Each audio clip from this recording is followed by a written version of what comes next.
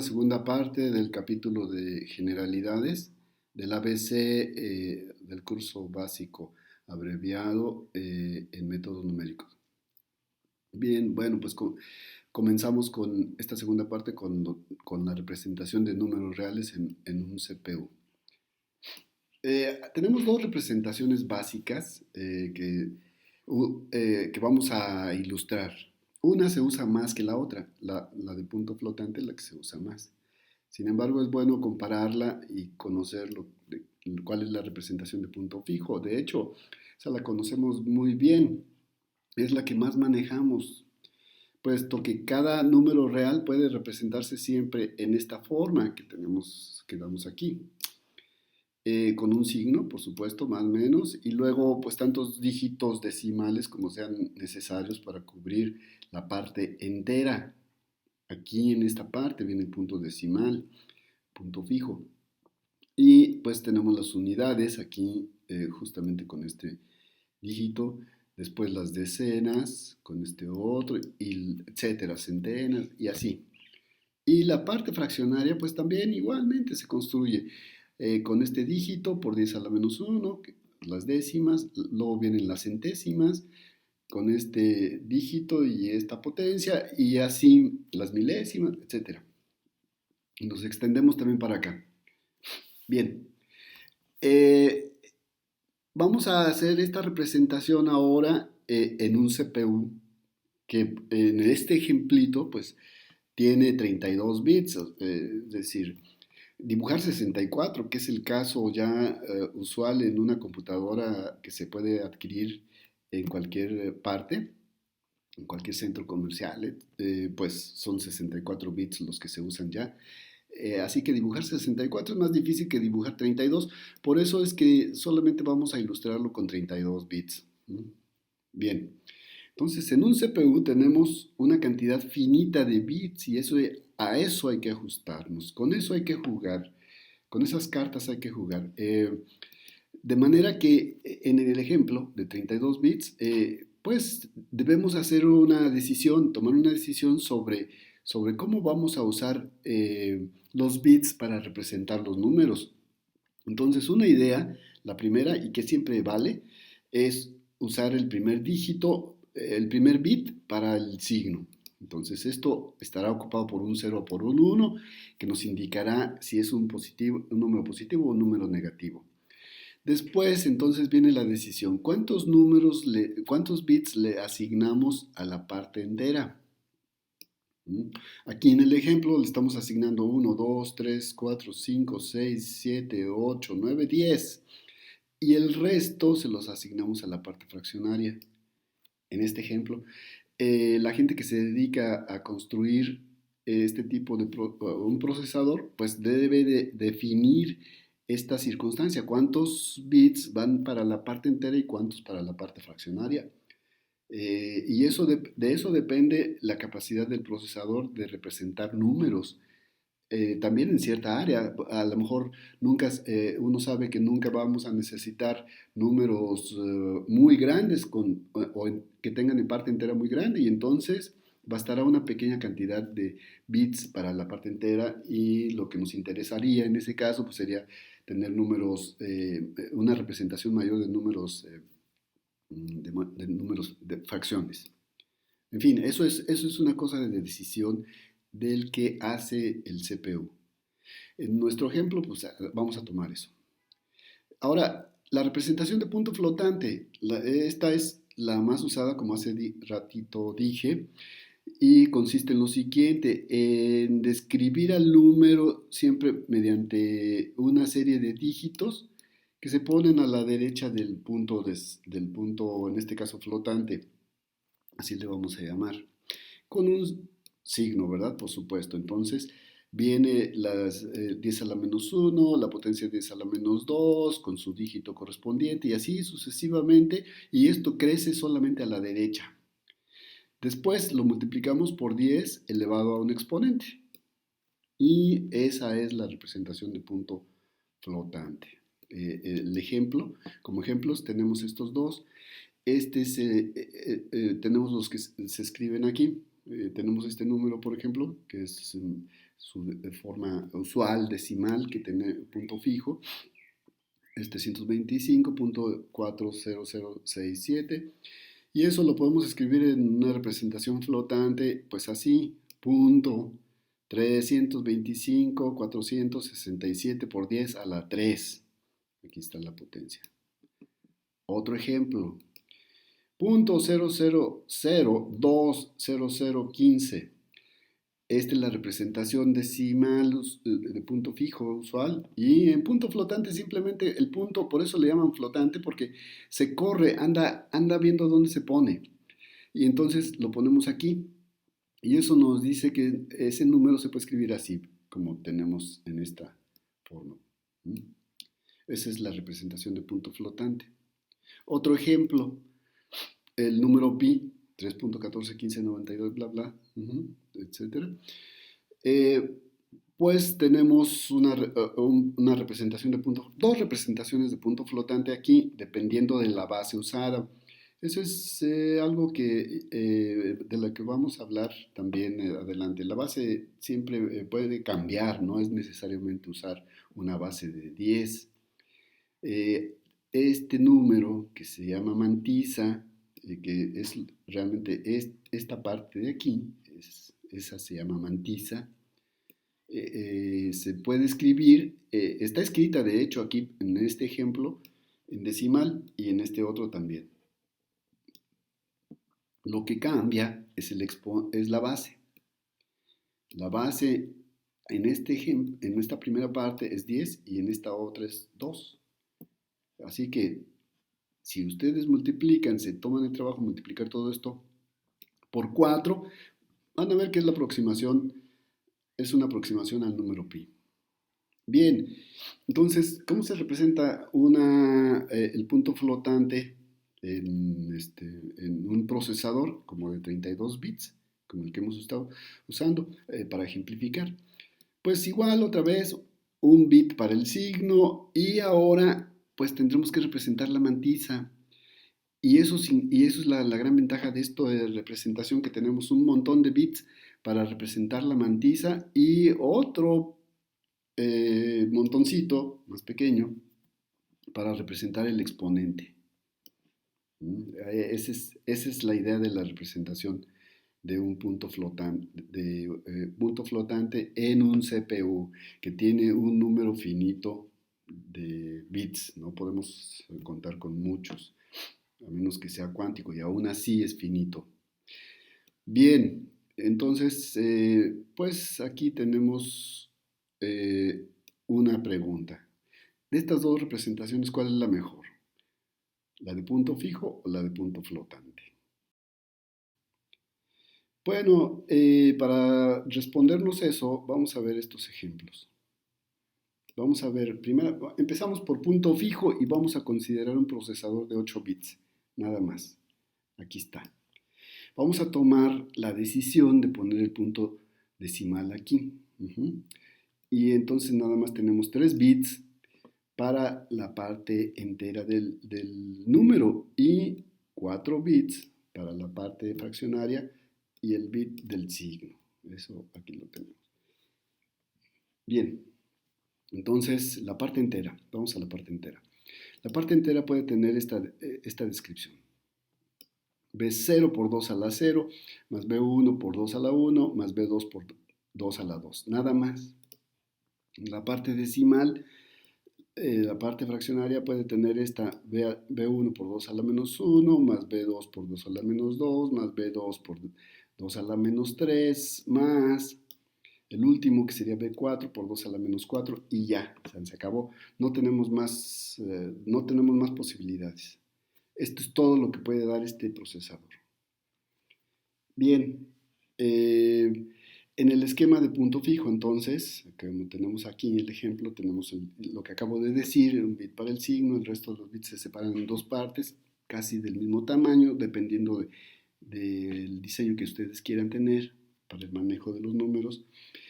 Y bien, una para la parte entera y otra para la parte fraccionaria, que es lo que acabamos de decir. En este ejemplo tenemos 3 para la parte entera y 4 para la fracción. Con 3 bits para la parte entera que tenemos aquí podemos generar los enteros decimales 0, 1 hasta el 7. Y con 4 bits para la fracción, podemos generar 16 números fraccionarios que serían el 0, el 0.0625. Observen esto, observen esto. Esto es 2 a la 2 por 10 a la menos 4. Nada más que escrito aquí, en este sistema. Vamos a ver cuánto vale esto. Y vale, pues efectivamente, este número que tenemos aquí, 0,625. ¿Qué es esto? Pues ese es el número más pequeño que se puede positivo que se puede tener en esta representación de punto fijo. Es esta parte nada más. Es cuando ponemos un 1 aquí, 0 acá, 0 acá y 0 acá. Tenemos un 1 por 10 a la menos 4. Es esto. Entonces ese es el número más pequeño. Y después 2 veces ese número es el siguiente. Y así sucesivo. 3 veces y 3, 4, etc. Vamos tomando los múltiplos hasta que ocupemos todos los dígitos a 1. 1, 1, 1, 1. Y eso corresponde a punto 9375. Bien, si los contamos, entonces tendremos 127 números que son mayores que 0. Y tomando en cuenta que hay un más menos, entonces tenemos otros tantos que son menores que 0. Es decir, 2 por 127, tendremos, esto sería el número total de 254 de números diferentes de 0 que este sistema numérico, este procesador puede dar. Aquí están representados. Entonces, pues xk con k igual a desde 0 hasta 1 hasta 255 números. ¿Qué pasa con el 255 tomando en cuenta que aquí tenemos k igual a 0? ¿Por qué 255 y no 256? Bueno, pues es que recuerden, aquí tenemos la respuesta a esa pregunta está aquí en el signo. Cuando tenemos, como decimos aquí, el 0 es el número con todas las celdillas puestas a 0 y por eso pongo esta nota, atención al signo. Bueno, pues es que tenemos 0 aquí, 0 acá, 0 en B0, 0 en B menos 1, 0 en todas partes, ¿de acuerdo? Y eso nos da 0. Pero nos da aquí tenemos todavía dos posibilidades, un más y un menos. Entonces hay 2 ceros dentro del sistema. Eso hay que tenerlo en cuenta a la hora de diseñar un procesador y de cómo hace las cuentas. Tenemos 2 ceros, nomás queremos uno. Bueno, entonces por eso explica por qué tenemos aquí 255 y no 256. Bien, entonces en un esquema como este los números disponibles pues están en este intervalo, miren. No, todos los números que podemos tener no alcanzan a ser ni mayores que 8 ni menores que menos 8. Pues pues es medio pobre y además tienen un incremento de 0.06 y etcétera, 5. Este es el número más pequeño que hay en este esquema. Bien, eso es lo que se puede lograr con este particular diseño del procesador de 8 bits. Bien, vamos al otro procesador, a la otra representación de punto flotante con el mismo procesador de 8 bits.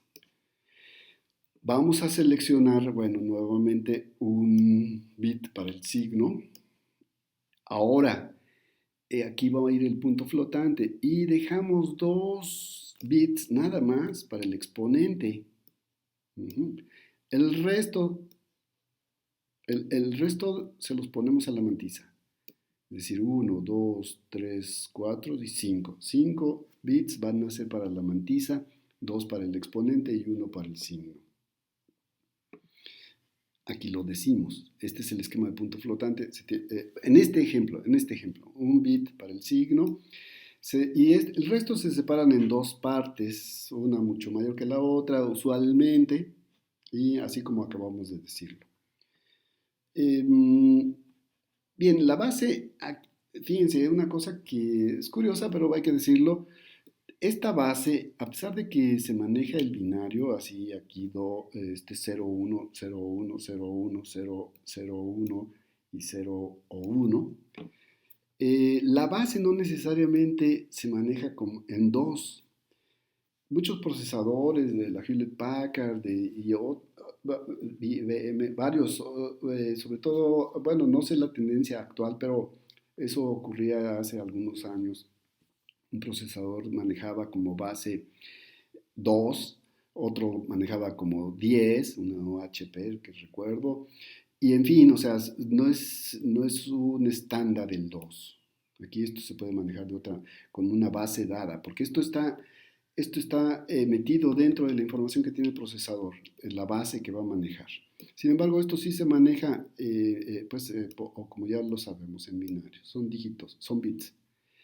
Bien, ¿qué es esto del sesgo y del export? Ahorita lo explicamos. Bueno, entonces eso en cuanto a la base, puede haber una base diferente del 2, pero, pero bueno, el exponente también requiere una modificación, que era lo que estamos ahorita preguntándonos. Aquí está el exponente. Y lo que es el sesgo se le llama a un número que también está definido previamente a la hora de fabricar, de fábrica, que si es una cantidad fija de fábrica del procesador, es decir, esa información ya también la tiene el procesador, tal como la base. Esto es el sesgo, es un número que equilibra a todo lo que va a venir acá. Porque recuerden, el exponente se debe a estos dos bits, que en este caso son dos nada más, ¿verdad? Pero que en un procesador de 64 bits, pues pueden ser muchos. Pero aquí estamos tomando dos. Y esos 2 bits, pues son números enteros que son cero o positivos, o 1, 2, etcétera. Ya ahorita vamos a ver el ejemplo en particular. De manera que el sesgo se usa para obtener números que aquí, de exponentes negativos. De otra manera no los podríamos tener. Siempre esta cantidad, como es positivo o cero, siempre tendríamos números, es decir, no podríamos tener décimas, centésimas, no podríamos. Entonces, por eso se define el sesgo, o para eso sirve. Ujú. Vamos a ver el ejemplo. Entonces, aquí en el ejemplo de 8 bits, los 2 bits asignados al exponente generan estos números enteros, 0, 1, 2 y 3. Vamos a escoger ahora el sesgo igual a 1. O sea, eso también lo define quien haga el procesador. La potencia, vamos a escogerla como 10. Ujú. Y así que lo que tenemos que poner aquí de exponente, que sería el sesgo con signo negativo más el exponente, está dado aquí. Aquí está. Son todos estos valores, -1, 0, 1 y 2. Tomando en cuenta el ejemplo, es decir, tomando en cuenta ya que nada más le estamos asignando 2 bits. Así que el exponente, ya la parte que vamos a tener que multiplicar aquí, pues está dado por estos números: 10 a la menos 1, 10 a la 0, 10 a la 1 y 10 a la 2. Aquí están, que es un décimo, 1, 10 y 100. Bien. Por otra parte, el número más pequeño que se puede lograr en la mantisa, ya sabemos cómo hacerlo, serían 1, 2, 3, 4, 5 bits.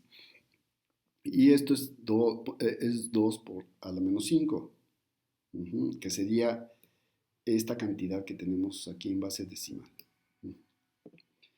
Eh, es decir, tenemos aquí un 0 aquí, un 0 acá, un 0 acá y un 1 aquí. Es 1 por 2 a la menos 5. Ok, entonces tenemos que corregir este error que tenemos aquí. 2 a la menos 5. Bien, ¿qué sería eso? Eh, Vamos entonces a continuar, lo cual, si lo multiplicamos por la base, que sería el décimo que tenemos aquí, Tendremos que sería 0.003125, la cantidad más pequeña. Este es el número más pequeño que podemos representar con esta forma en este procesador de 8 bits. Y el conjunto de números serán generados por los múltiplos correspondientes.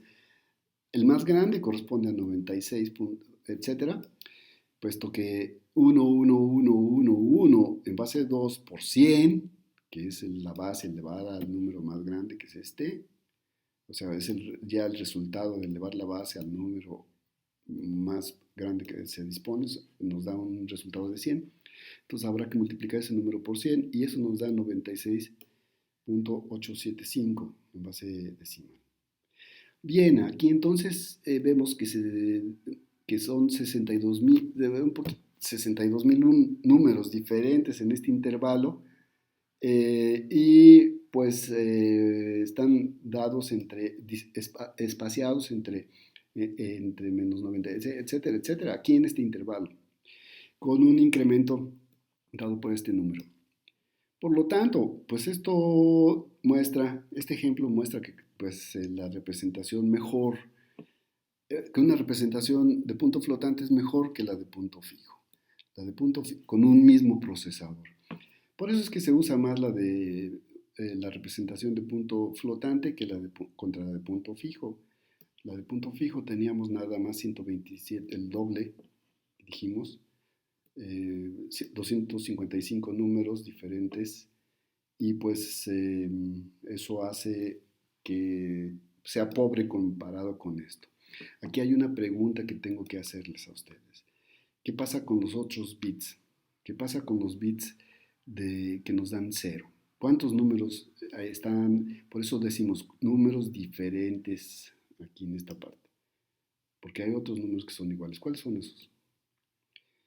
Bien, o cuáles situaciones del procesador, de la palabra de 8 bits del CPU, nos dan números iguales. ¿No? Esa es la pregunta. Bien, pues una nota nada más.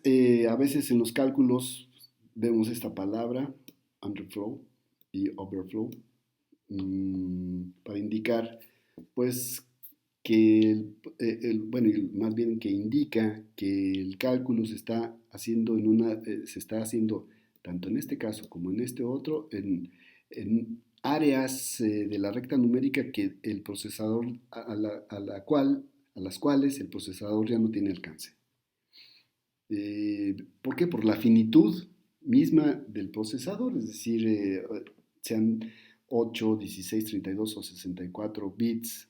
Es decir, no podemos representar todos los números. Entonces hay números que caen fuera de la representación que tenemos aquí.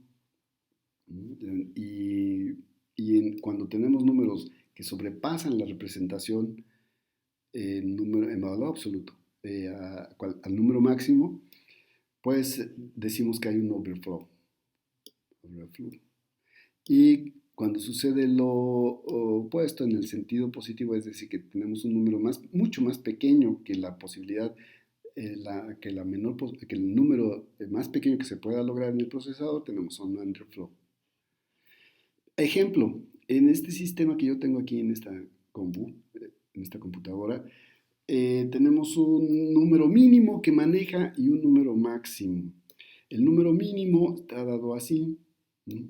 El número máximo está dado así, por supuesto que son números que no para nada tienen que ver con el ejemplo de 8 bits. Y vamos a ver, divido al número mínimo entre 2. Y multiplico al número máximo por 2. El resultado me dice, pues hay un underflow y hay un overflow. Pues es lo que acabo de decirles. Este número es todavía más pequeño o intenta ser más pequeño que el número mínimo que se puede lograr en esta compu. Y al multiplicar por 2 en esta parte, pues estoy pidiéndole un número que es más grande que el número que puede representar y por lo tanto me dice que hay un sobreflujo, o bueno, un overflow y un underflow. Vamos a ver lo de error absoluto y error relativo. son dos definiciones que vamos a usar bastante. No son difíciles porque aquí lo van a ver. Es decir, vamos a pensar que tenemos un número que le llamamos y y otro número que se encuentra cercano, ¿no? Cercano entre comillas, a este. Es decir, es una aproximación a y. Así que podemos definir lo que entendemos por error absoluto de esta manera. Es el valor absoluto de la diferencia de ambos, ¿no? De esos dos números, del exacto y del aproximado. Hay otro error que también resulta muy útil, que es el error relativo. Este es el error absoluto, el que acabamos de definir. El error relativo se define así como esta diferencia que acabamos de definir antes como error absoluto entre la magnitud, el valor absoluto del número exacto. Siempre que sea diferente de cero, por supuesto. Así que son dos errores que vamos a manejar mucho.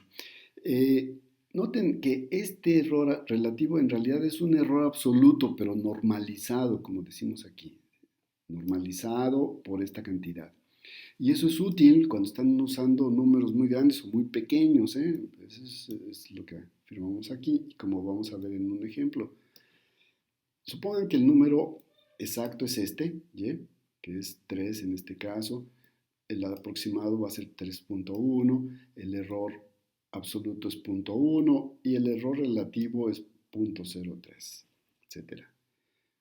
Otro, ahora es 0.0003 y después 0.0031 como el aproximado.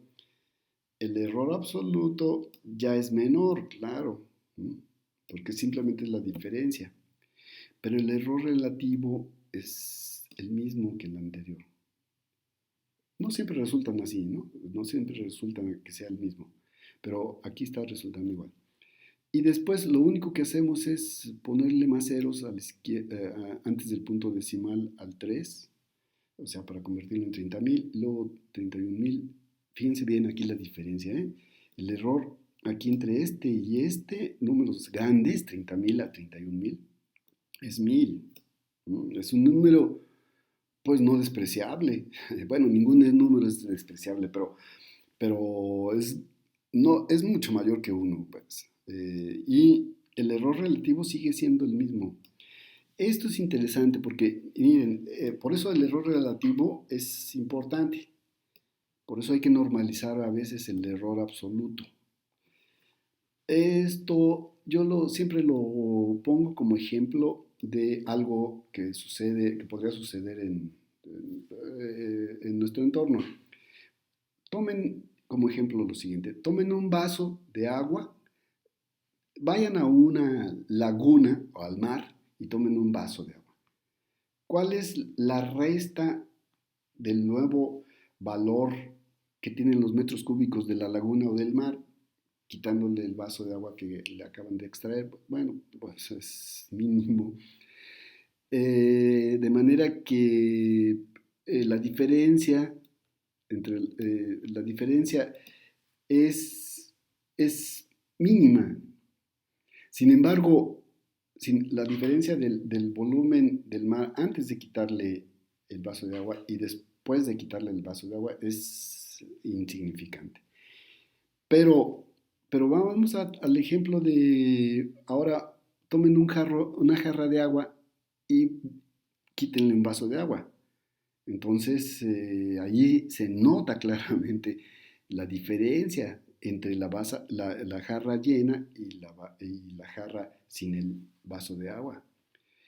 Es algo parecido a lo que nos puede brindar esta información dada por el error absoluto, el error relativo, perdón, y el error absoluto.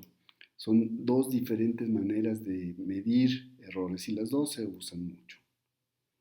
Bueno, otra definición importante.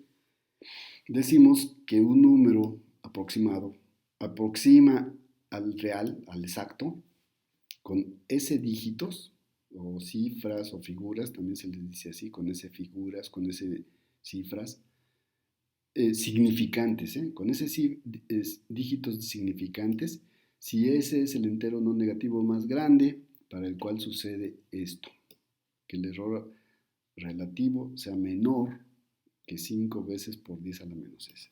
Así, esa es la definición. Ejemplo, tenemos este es el valor exacto. Fíjense bien, es 2.0037. Ese es el valor exacto. Un valor aproximado a eso es 2.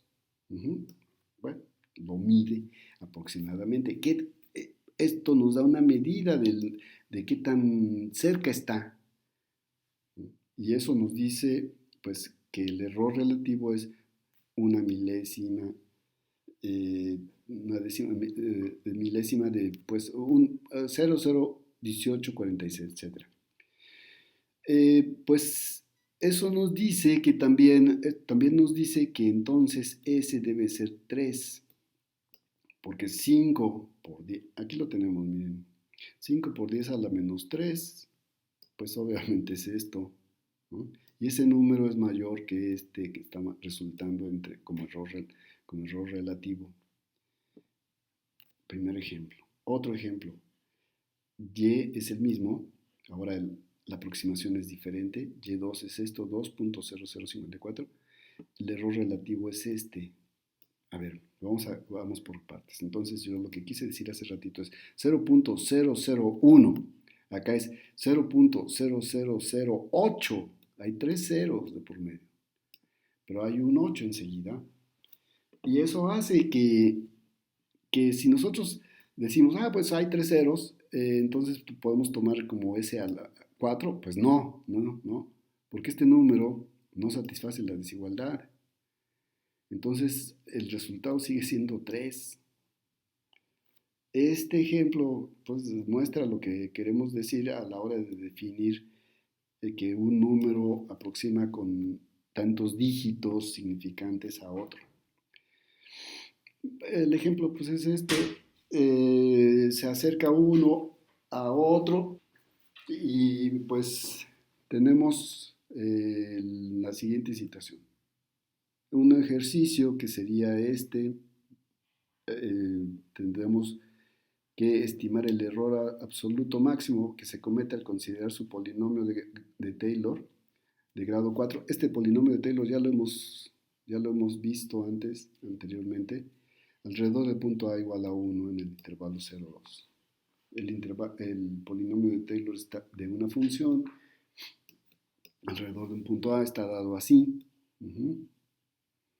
Y pues tenemos que aquí, a ver, miren, aquí tenemos una situación que ya empezamos a tratar algunos aspectos básicos del uso particular de matemática como lenguaje de programación. Entonces aquí tenemos la definición de una función. Esto poco a poco lo vamos a ir descubriendo, poco a poco lo vamos a ir viendo. Entonces tenemos que una función podemos definirla mediante esta técnica, 2 puntos igual, y el nombre de la función y esta es su dependencia. La dependencia la ponemos con gato, como podríamos haber puesto x, y, z, t, y como puede ser cualquiera, entonces le ponemos gato para indicar que no hay una variable con un nombre particular que le guste a la función. No, puede ser cualquiera, Pero tiene que terminar con esto. A esto matemática le llama una función pura.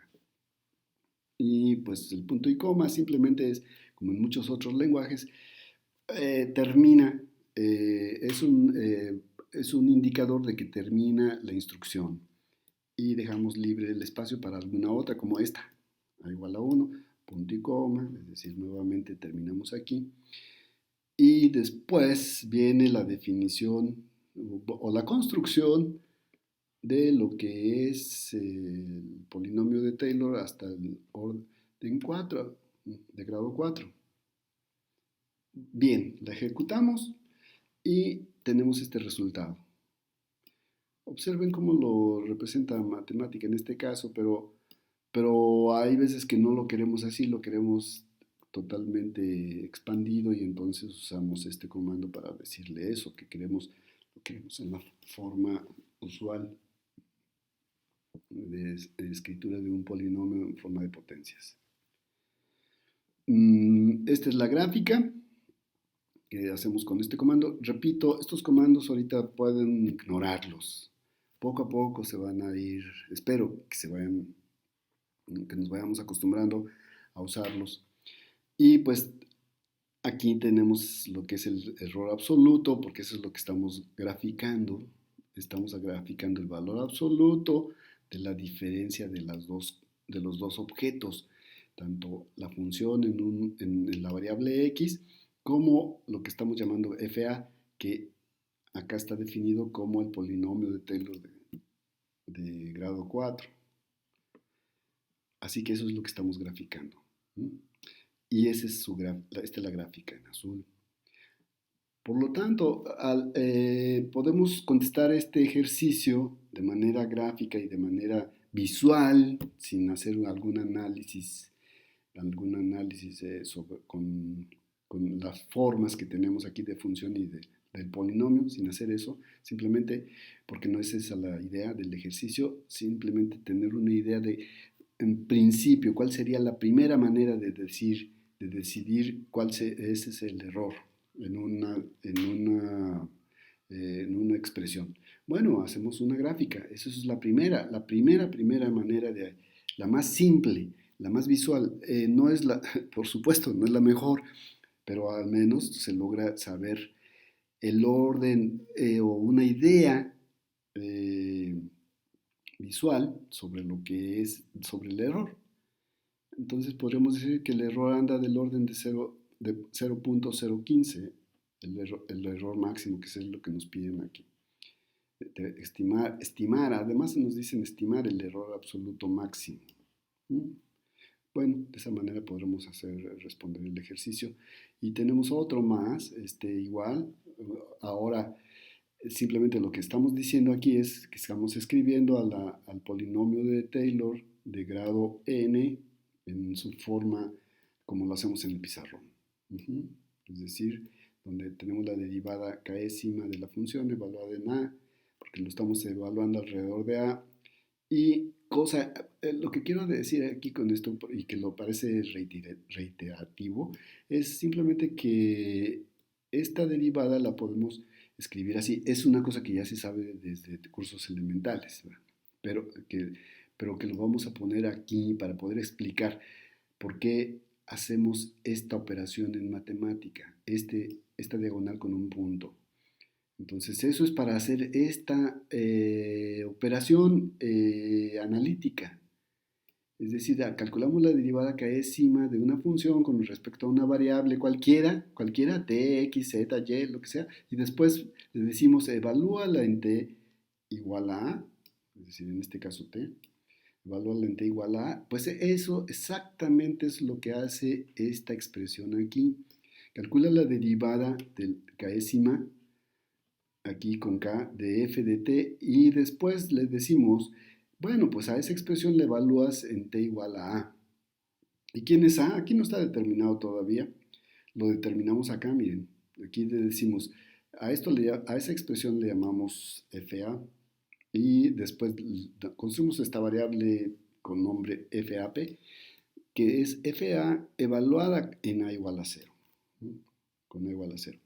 Y después la graficamos. Bueno, pues entonces vamos a proceder a calcularlo. Aquí está este es el polinomio de grado 10 y acá tenemos la expresión ya evaluada en a igual a 0 y acá tenemos las gráficas.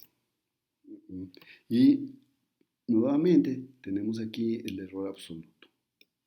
Este es el error absoluto de tanto el polinomio de Taylor como con respecto a la función, que es la cantidad exacta. Así que realmente observen los números, son números muy, muy pequeños y pues tenemos un error más que aceptable, bastante bien. De hecho, las dos figuras no se podrían distinguir visualmente. Ok, eso en cuanto a errores absolutos y relativos, que vamos a seguir usándolo. El error en la representación numérica de un procesador. Bueno, todo número real se puede representar en la forma flotante, pues ya sabemos cómo, su signo y después viene el punto flotante y los dígitos correspondientes y seguimos, ¿verdad? Es decir, pueden ser números que no terminan. Por 10 a la un exponente. Bueno, aquí estamos tomando la base 10. Si X se encuentra, bueno, dentro de la representación del rango de representación numérica del procesador, entonces podemos decir que ese número que aquí tenemos escrito en forma indefinida, infinita, puede obtenerse o meterse dentro de la representación finita de un procesador por dos procesos, mediante dos procesos, truncamiento o redondeo. Acá cifras. Ejemplo, aquí tenemos el truncamiento es simplemente pues lo que dice la palabra, quitar los números que vienen después, todos los que vienen aquí en adelante, quitarlos, nada más, eso es el truncamiento.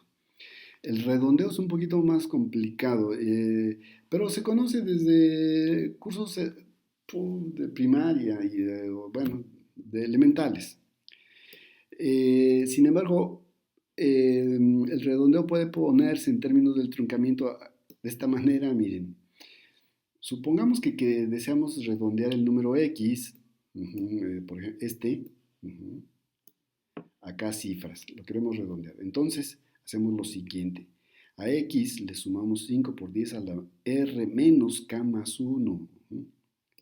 Y después truncamos el resultado, lo que resulte, acá cifras. Y eso nos da el redondeo.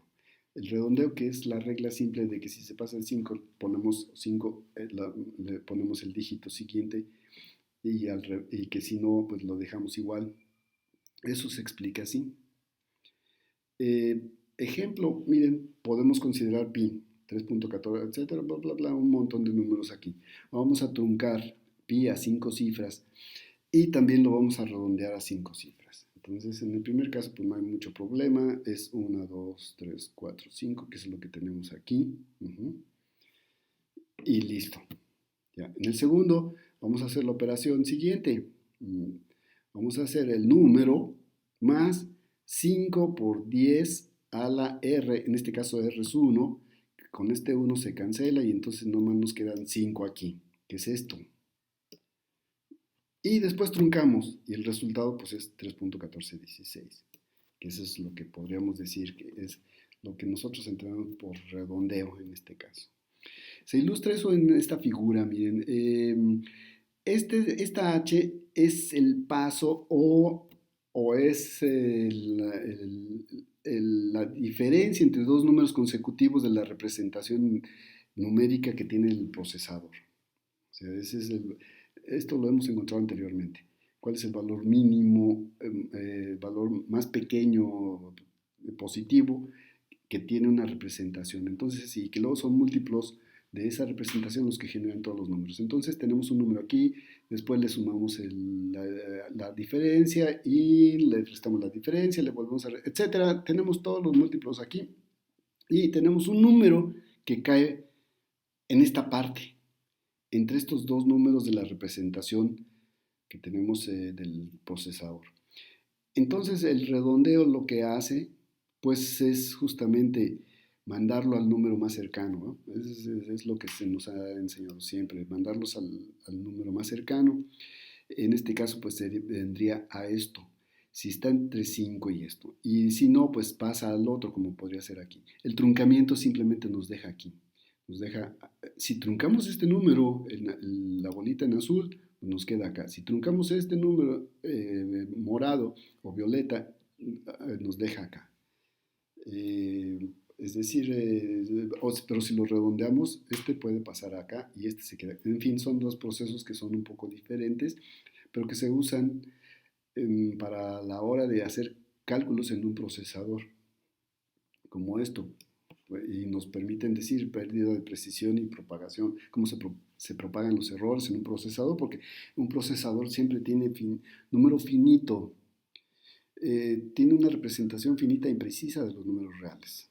Así que, bien, sea este número con una subraya, la representación de un punto flotante de un número X, Si X puntito Y representa una operación que puede ser la suma, la resta, la división, etcétera, una operación aritmética entre X y Y, pues entonces esa misma operación aritmética, pero realizada en un CPU, debe entenderse así, es decir, tomamos la representación del CPU del número X, que está aquí, tomamos la representación del número Y, hacemos la operación entre esto y después hacemos la representación del resultado en el procesador. Esto está resumido aquí en este diagramita. Vamos a ver este ejemplo. Bueno, consideremos, vamos a considerar truncamiento, no redondeo, truncamiento a 5 dígitos en vez de redondeo. Y los números que vamos a manejar en forma exacta, pues es 2/3 y 1/9. Y sus representaciones en el procesador sería esta que tenemos aquí en punto flotante y esta otra. De manera que las operaciones, pues la suma, la resta, la multiplicación y la división están dados aquí en forma exacta.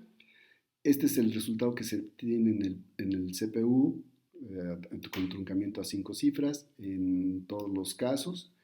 El error absoluto entre esta cantidad exacta y la cantidad imprecisa del CPU es esto, el error relativo, que es el error absoluto entre la cantidad exacta, es esto. Y bueno, pues cada entrada en esta tabla pues tiene su significado. Pero vale la pena marcar esto, miren, vale la pena marcar esto. El cociente de x entre y, es decir, este número entre este otro, nos da justamente 6. 6 es, si multiplican 6 por esta cantidad, les reproduce esta otra. Y eso es lo que se marca aquí como el resultado del CPU. El error es 0, y el relativo pues también, es decir, aquí tenemos un resultado exacto realizado por el procesador. Pero bien, veamos además que tenemos otros números que vamos a considerar exactos también. Este Y1 y este Y2. Observen que no están en la representación adecuada, pero en su representación Y1 está dado así, con truncamiento a 5 cifras, que es lo que acabamos de decir acá, a 5 dígitos, aquí es lo que acabamos de mencionar, y esa es la representación que tendría el número Y1, aquí, exacto, en el procesador. La representación de Y2, el número exacto que está dado aquí, en el procesador es esta. Y noten, Y1 es muy cercano a Y, al valor que teníamos anteriormente acá, a un noveno. Y1 es cercano a un noveno y Y2 es muy grande. Bueno, grande comparado con eso.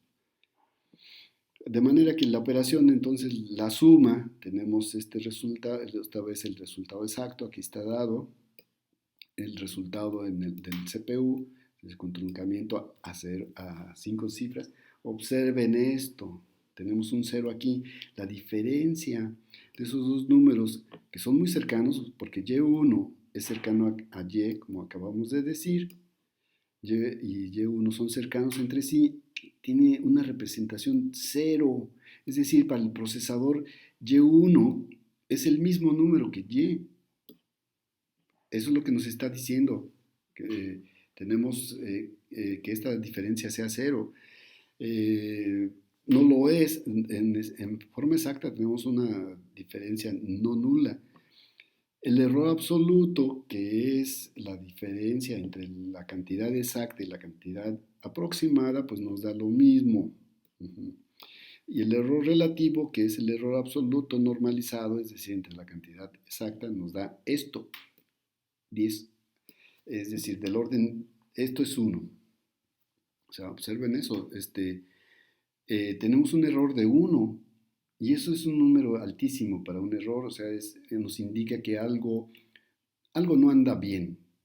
Cuando tenemos un error relativo de 1, está indicando que el error absoluto es del mismo orden o igual al resultado exacto.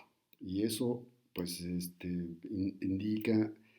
indicación de que habrá que revisar lo que se está haciendo en el procesador o en nuestro algoritmo o en nuestras cuentas. Eso es una cosa importante.